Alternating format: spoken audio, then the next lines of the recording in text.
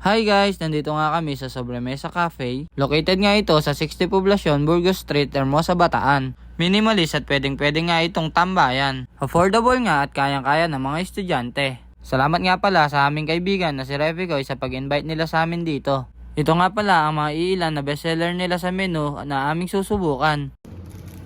Ito guys, tingnan natin. Yan. Ito yung pinaka, niya. Ididip mo siya dito lang. Meron siyang ganito. Yan. Parang ano siya yun. Sarap, no? Sarap. Ano yun? Parang ano siya sa loob. Karne siya na may... Explain mo, Rebs. Ano yung tamang tawag dito? Quesadilla. Quesadilla. Yan. Huwag na. Hindi kasi tayo social. Basta guys, masarap Mga siya. nailayin na kape kami pa. Yan guys, sa lahat ng natikman mo, ano yung pinaka nasarapan ka talaga? Ito. Tsaka to.